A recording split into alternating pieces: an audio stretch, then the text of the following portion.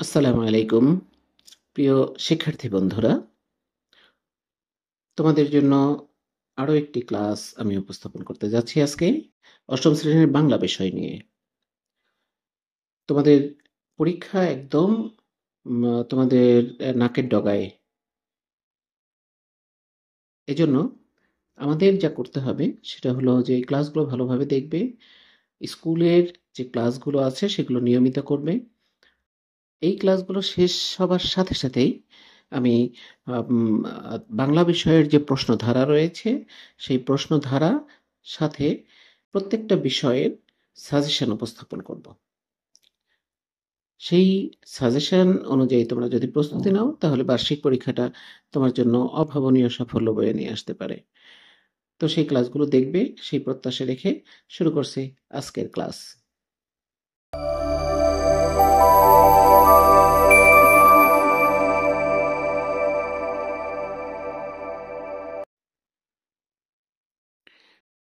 তোমাদের জন্য যে বিষয়টি আমি উপস্থাপন করব সেটি বাংলা সাহিত্যের একটি শক্তিশালী মাধ্যম, যাকে বলা হয় নাটক। নাটক পছন্দ করে না এমন কোনো মানুষ নেই। সবাই নাটক পছন্দ করে, আমি পছন্দ করি, তুমি পছন্দ করো, সবাই নাটক পছন্দ করে।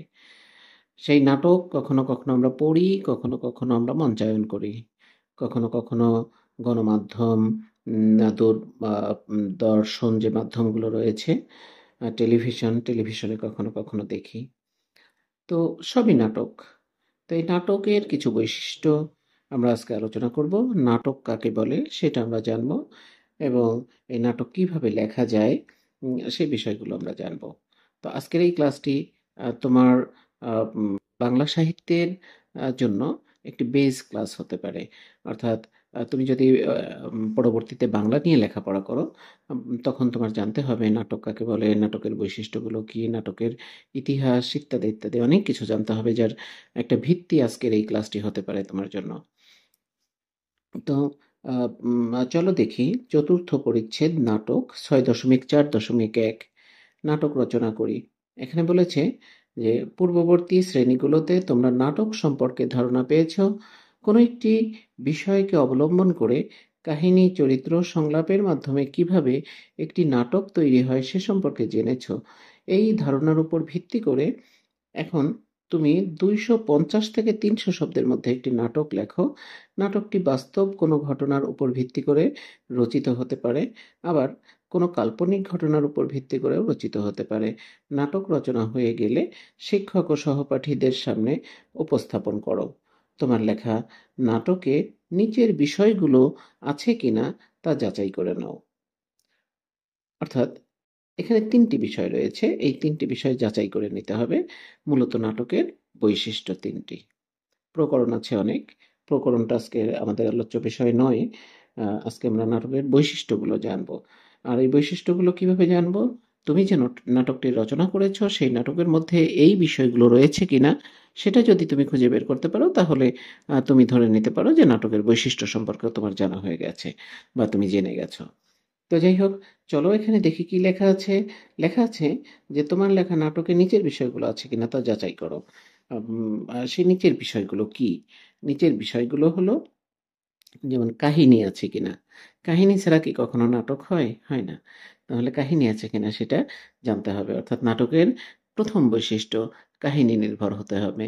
সেই কাহিনীটা বাস্তবসম্মত কাহিনী হতে পারে, কাল্পনিক কাহিনী হতে পারে, বর্তমান প্রেক্ষাপটের উপরে কোনো কাহিনী হতে পারে, ঐতিহাসিক কোনো ঘটনা হতে পারে, ঐতিহাসিক কাহিনী হতে পারে।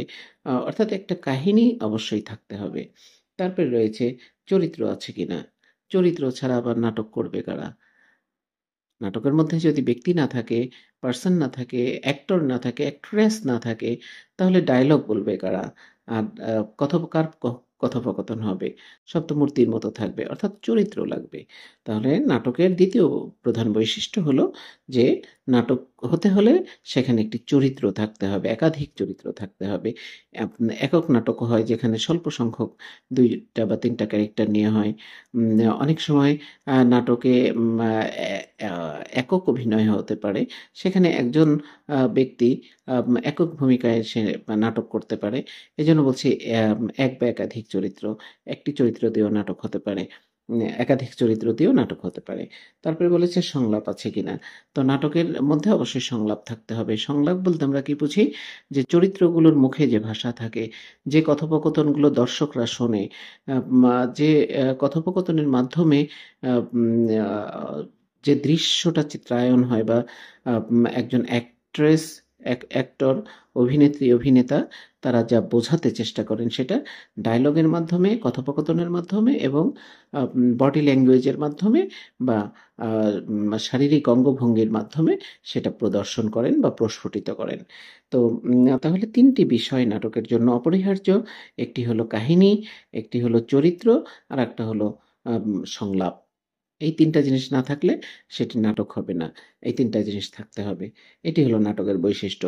তো তুমি যে নাটকটি লিখেছ অবশ্যই তার মধ্যে এই ৩ টি জিনিস আছে। কাজেই তোমার এই লেখাটা অবশ্যই একটি নাটক। এখন আমরা জেনে নিব যে নাটক কি? নাটক মানে তো অভিনয়, তাই না? আমরা সচরাচরই বলে থাকি বন্ধু-বান্ধবদের যে, "এই নাটক করো না।" নাটক মানে কি? একটা মিথ্যা কিছুকে উপস্থাপন করা, তাই না? যা নয় তাই উপস্থাপন করা, যেটা সত্য নয় সেটা উপস্থাপন করা। আসলে সবসময় যে মিথ্যা নাটক হয় তেমনটা না। ঐতিহাসিক নাটকগুলো সত্যাশ্রয়ী হয়। সত্যের উপর ভিত্তি করে, সত্য ঘটনার উপর ভিত্তি করে নাটক হয়। তো যাই হোক, চলো এখন দেখি নাটক কি? বলছে নাটক সংলাপ নির্ভর রচনা। নাটকে বিভিন্ন ঘটনার মাধ্যমে কাহিনী সাজানো হয় এবং সেই কাহিনী ধীরে ধীরে পরিণতির দিকে এগিয়ে যায়। মানে চূড়ান্ত সমাপ্তির দিকে, পরিণতি মানে সমাপ্তির দিকে এগিয়ে যায়। নাটকের ঘটনাগুলো এক বা একাধিক দৃশ্যের মাধ্যমে তুলে ধরা হয়। ঘটনা ফুটিয়ে তুলতে চরিত্রের প্রয়োজন হয়, প্রয়োজন হয় সংলাপের। নাটক মূলত অভিনয়ের জন্য রচনা করা হয়ে থাকে। তাহলে বুঝলাম যে নাটক কি? নাটক হলো কি? যে বিভিন্ন ঘটনা বা কাহিনী সাজানো হয় একের পর এক সাজিয়ে যখন একটি চূড়ান্ত রূপ দেওয়া হয় বা একটা রেজাল্টের দিকে যখন এগিয়ে যায়, সেটি একটি নাটক যেখানে একাধিক চরিত্র থাকতে হবে, যেখানে ডায়ালগ থাকতে হবে। তাহলে কাহিনী, ঘটনা এবং ডায়ালগ এই ৩ টির কথোপকথন যেটা বা সংলাপ যেটা আ এই এর মাধ্যমে এই ৩ টি জিনিসের মাধ্যমে যেটা দর্শকদের সামনে ফুটিয়ে তোলা হয় তাকে নাটক বলা হয়। তো এখানে বলেছে বিভিন্ন বিষয় নিয়ে নাটক রচিত হয়। বিষয় অনুযায়ী নাটক অনেক রকমের হতে পারে। যেমন সামাজিক নাটক, তারপরে ঐতিহাসিক নাটক, রাজনৈতিক নাটক ইত্যাদি। আমরা নাটকের পরিণতি অনুযায়ী নাটককে ২ ভাগে ভাগ করতে পারি বা ২ ভাগে ভাগ করা যায়। যেসব নাটকের শেষ হয় দুঃখের মধ্য দিয়ে সেগুলোকে বলা হয় ট্রাজেডি বা ট্রাজিক, তাই না? বিয়োগাত্মক, বাংলায় বলা হয় বিয়োগাত্মক। মানে কষ্ট দিয়ে শেষ হয়।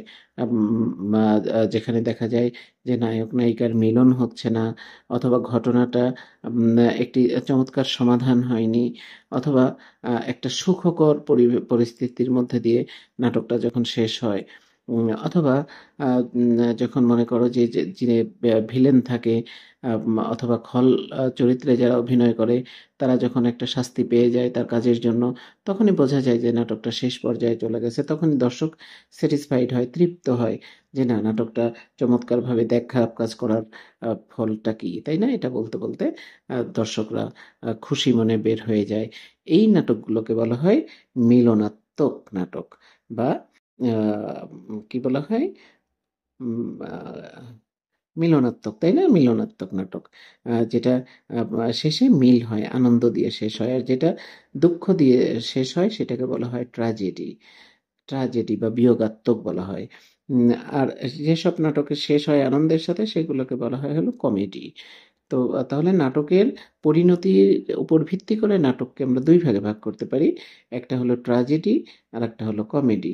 কমেডিটা হলো আনন্দ, হাস্যরসের মাধ্যমে নাটক শেষ হয়ে যায়। আরেকটা হলো দুঃখের মাধ্যমে নাটক শেষ হয়ে যায়। যেটা দুঃখের মাধ্যমে শেষ হয় সেটা হলো ট্র্যাজেডি। আর যেটা সুখের মাধ্যমে সুখকর কিছু দিয়ে, আনন্দের কিছু দিয়ে বা হাস্যরসাত্মকভাবে মজার মাধ্যমে যে নাটক শেষ হয় সেটাকে বলা হয় কমেডি।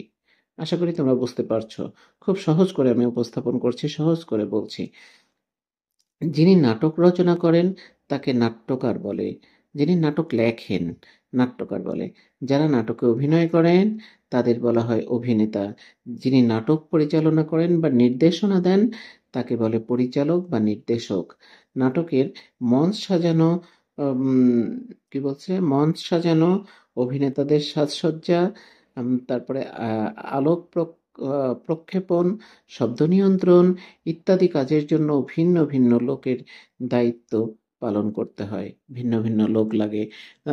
তোমরা যদি কেউ নাটক করে থাকো কখনো, বা মঞ্চ নাটক হোক বা সেটা যাত্রাভিনয় হোক, যাই হোক, যদি নাটক করে থাকো তাহলে তোমরা জানো যে যিনি নাটক পরিচালনা করেন তার কি পরিমাণ পরিশ্রম হয় এবং তাকে কত মেধাবী হতে হয়। যে এটা তো সরাসরি, এটা তো কাটের কোনো সুযোগ নাই, তাই না? আমরা যেমন টিভি বা সিনেমার কোনো শুটিং দেখতে গেলে দেখি বারবার যখন হচ্ছে না তখন বলে কাট কাট কাট, তাই না? মানে কেটে দাও, এটা বাদ, আর দরকার নেই এটা। আবার একটা শুট কতবার নেওয়া হয়, একটা দৃশ্য, একটা ডায়লগকে কতবার, 50 বার 100 বার করে বলে বলে তারপরে পারফেক্টটা নেওয়া হয়। কিন্তু যখন মঞ্চ নাটক হবে তখন কিন্তু সেই সুযোগটা থাকে না, সেখানে একবারই বলতে হয়। কাজেই সেই প্লেয়ারদের রেডি করা, তারপরে সাজ পোশাক দেওয়া, তারপরে স্টেজ সজ্জায়ন, স্টেজে যে পরিবেশে নাটকটা, ওই দৃশ্যটা হচ্ছে, সেই আবহ তৈরি করা, তারপরে যিনি প্রম্পট করেন নাটক, অর্থাৎ নিজ থেকে যিনি বলে দেন, কারণ এত বড় নাটক তো আর মুখস্থ রাখা যায় না, তাকে বলা হয় প্রমোটার। তো যিনি প্রমোট করছেন তাকে নিয়ন্ত্রণ করা, তারপরে প্রয়োজনীয় আলো প্রক্ষেপণ, যারা আলোর লাইটিংয়ে যারা থাকে তাদের লাইটটা কোথায় কেমন হবে সেটা নিয়ন্ত্রণ করা, তারপরে প্রত্যেকটা ডায়লগের সাথে আর একটা ডায়লগকে অ্যাড করা, অর্থাৎ অ্যাক্টরদের অ্যাড করে দেওয়া, যে এই ডায়লগের পরে যে ক্যাচ করতে হবে, এই ডায়লগটা ধরতে হবে। এটা ভীষণ ভীষণ একটা মেধার কাজ, এবং তুমি যদি এই কাজটা করতে পারো বা শিখতে পারো, এটা তোমার জন্য একটা এক্সট্রা কারিকুলার অ্যাক্টিভিটি বলে বিবেচিত হবে, যেটাকে অনেকেই পারে না। আমি প্রতি বৎসর আমার স্কুলে আমার লেখা নাটক মঞ্চায়িত হয়, এবং আমার প্রায় 50 ঊর্ধ্ব মঞ্চ নাটক লেখা আছে। তো তোমরা কমেন্টস করতে পারো, চাইতে পারো, যাদের মঞ্চ নাটকের খুব অভাব আমাদের বাংলা সাহিত্যে, বিশেষ করে স্কুল কলেজ এবং ক্লাবগুলোতে যে নাটকগুলো মঞ্চায়িত হয় সেই নাটকের খুব অভাব। তো এই অভাবটার বোধ থেকেই আমি একসময় নিয়মিতভাবে নাটক লিখতাম। রিসেন্টলি একটু হাত দেওয়া হচ্ছে না। অনেক নাটক লেখা আছে, 50 ঊর্ধ্ব নাটক রয়েছে যেগুলো মঞ্চায়ন করা সম্ভব, মঞ্চায়নযোগ্য। তো তোমাদের যদি কারো দরকার হয় এরকম স্কুলের কোনো প্রোগ্রামে, তাহলে আমাকে কমেন্টস করলে আমি চেষ্টা করব আমার লেখা নাটক দেওয়ার জন্য, এবং সেই নাটকগুলো আমি নিজে পরিচালনা করেছি। এজন্য আমি জানি যে এই কাজটা কত কঠিন কাজ, এই নাটক পরিচালনা করা কত কঠিন কাজ। যাই হোক, একটু আমার ক্লাসের ফাঁকে ফাঁকে আমার নিজেরও একটু বিজ্ঞাপন দেওয়া হলো, তোমরা এটাকে নেগেটিভ ভাবে নিও না। তোমাদের প্রয়োজনে হলে বলতে পারো, সেটাই, সেই জন্যই আর কি বললাম। মূলত এটা আত্মপ্রচার নয়। যাই হোক, এরপরে দেখো রয়েছে যে কোনো নাটক মঞ্চস্থ হওয়ার আগে কয়েকবার অনুশীলনের দরকার হয়। এই অনুশীলনের নাম হলো মহড়া। এই যে যে এখানে বলছে না কয়েকবার, আসলে কয়েকবার না, একটা মঞ্চ নাটক উপস্থাপন করার জন্য কমপক্ষে 15 দিন রিহার্সেল করতে হয়, যেটাকে বলা হয় মহড়া। আম এই রিহার্সাল না করলে আ মা ওই কি অভিনয়টা সঠিক হয় না, বা কোনখানে কিভাবে বলতে হবে, কোন ডায়ালগটা কিভাবে পরিচালক চাচ্ছেন, যিনি নাটক নির্দেশনা দিচ্ছেন তিনি কিভাবে চাচ্ছেন, বা কিভাবে নাটকটা ফুটিয়ে তুলতে চাচ্ছেন, একজন অ্যাক্টর কিভাবে বলছে, তাদেরকে তৈরি করার জন্য কমপক্ষে একেবারে মিনিমাম 15 দিন, কমপক্ষে 15 দিন, আরো বেশি সময় দরকার হতে পারে। একসময় আমি ছোটবেলায় আম আ আ যাত্রাভিনয় করতাম। তখন মাসের পর মাস ধরে আমরা কি করতাম? রিহার্সাল করতাম। সেই রিহার্সাল করার পরে একটা আম আ ইয়ে উম আ আ একটা এটাকে বলা হয় বই। আমরা আঞ্চলিক ভাষায় বলতাম বই। একটা বই উপস্থাপন করা হতো। মানে একটা নাটক মঞ্চায়ন করা হতো। অনেক রিহার্সাল করতে হয়, অনেক পরিশ্রমের কাজ এটা। তো যাই হোক, এই হলো ছিল নাটক কাকে বলে, নাটকের বৈশিষ্ট্যগুলো। এই পার্ট থেকে আমরা জানলাম। ক্লাসটা একটু বড় হয়ে গেছে, এজন্য আমি আন্তরিকভাবে ক্ষমা চেয়ে নিচ্ছি তোমাদের কাছে। আর আশা করি তোমাদের এই ক্লাসটি ভালো লেগেছে। কারণ এখান থেকে অনেক কিছু শিখতে পেরেছো, নাটকের বৈশিষ্ট্য কী সেটা শিখতে পেরেছো। তারপরে নাটকের সাথে কি, কি বিষয়গুলো জড়িত সেগুলো বইয়ের বাইরেও আমি কিছু বিষয় উপস্থাপন করেছি, তোমাদেরকে বলেছি, যেটা তোমার ইন ফিউচারে কাজে লাগবে। তো বন্ধুরা, বিদায় নিচ্ছি আজকের ক্লাস থেকে। সবাই ভালো থেকো। পরবর্তী ক্লাসে আমাদের যে নাটকটা রয়েছে, এটা মানসিংহ ও ইশাখা, এই নাটকটা আমি পড়ে শোনাবো। শুধু পড়ে না, আমি একটু অ্যাক্টিং এর টোন দেওয়ার চেষ্টা করব। তোমাদেরকে বলেছি যে আমি মঞ্চ করতাম এক সময়, তো সেই টোনটা দেওয়ার চেষ্টা করব। আশা করি সেই মজাদার ক্লাসটি সবাই তোমরা উপভোগ করবে। তো ভালো থেকো সবাই। আল্লাহ হাফেজ। আসসালামু আলাইকুম।